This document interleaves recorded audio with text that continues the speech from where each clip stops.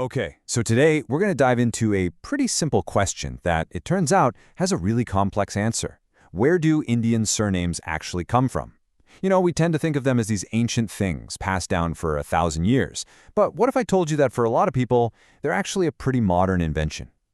Right? Think about it. Your last name, it feels so personal, so permanent. It's like this direct line to your ancestors, a piece of history you carry around with you every single day. But here's the kicker. What if that line doesn't actually stretch back for centuries? What if, for most people, it was drawn much, much more recently than we think? Now, there's a story you've probably heard a million times. It goes something like this. Ancient India had this really rich, flexible way of naming people, right? Both the mom's side and the dad's side of the family mattered. But then, British colonialism comes along and just wipes it all out. They just washed out the whole system and forced their own rigid ideas on everyone. And this is where it gets really interesting. When you actually start digging into the historical records, looking at everything from ancient texts to colonial-era documents, that simple story, it just starts to fall apart. The reality is so much more fascinating.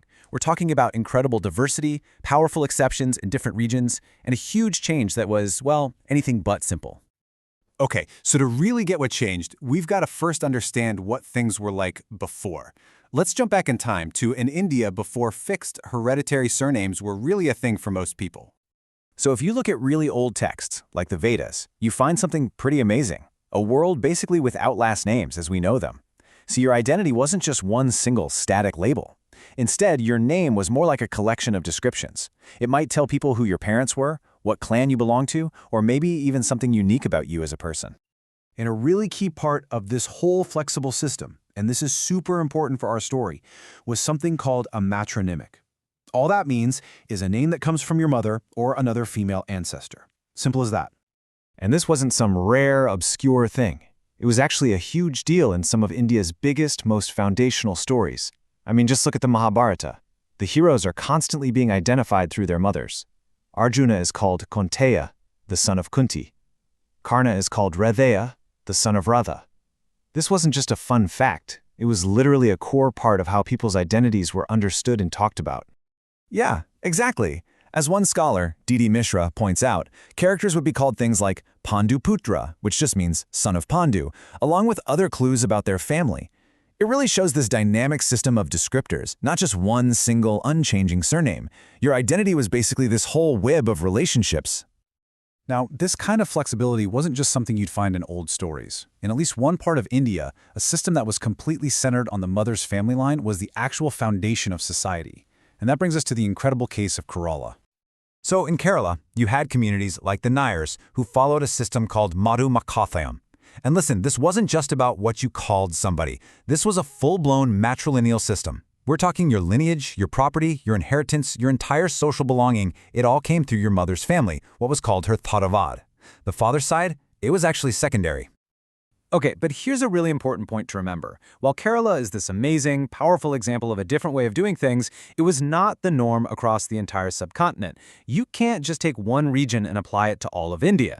Pre-colonial India was more like a patchwork quilt of all these different, diverse, regional ways of life. All right, so you've got this picture, right? This landscape of different, fluid, regional naming systems. And then the colonial period arrives, and it brings with it this obsession with order, with putting everyone in a neat little box, with categorization, and ultimately with control. And really, this whole process was driven by a need for administrative control. The British officials showed up, and they just found all these local systems totally confusing and inefficient. How are they supposed to manage taxes or property laws, or just keep track of the population? They needed a way to make everybody, well, legible, trackable.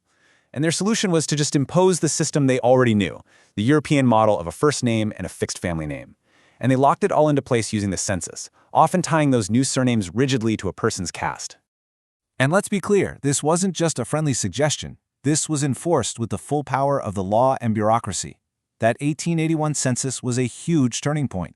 It created these standardized lists that officially tied people's names to their castes.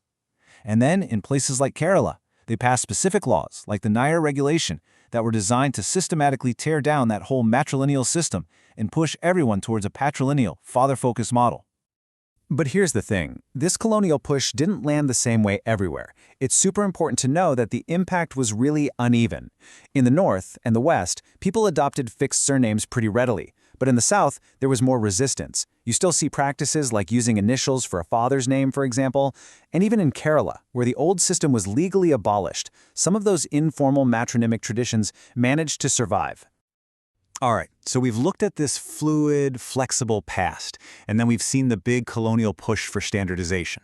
So now, let's pull all those threads together and see what the real story looks like once we move past that simple idea of a colonial washout. This comparison really nails it, doesn't it? The simple myth says there was one single ancient system. The complex reality, nope, there were tons of diverse regional systems. The myth says colonialism just erased everything. The reality, it was more of an uneven standardization, not a total wipeout. And finally, the myth is that this was only imposed by force. The reality is that the process also involved local people, as some elites actually adopted surnames because they saw it as a sign of being modern. So here's the big takeaway, the thing to really let sink in. For the vast majority of Indians, that fixed, hereditary surname that feels like it's been around forever is actually a modern invention. It was cooked up for administrative reasons and has only really become the norm in the last 150 years or so. It's a product of a very specific moment in history. And that leaves us with the final and pretty personal question to think about.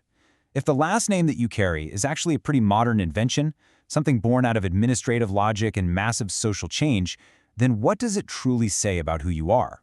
It's a fascinating thing to think about, isn't it?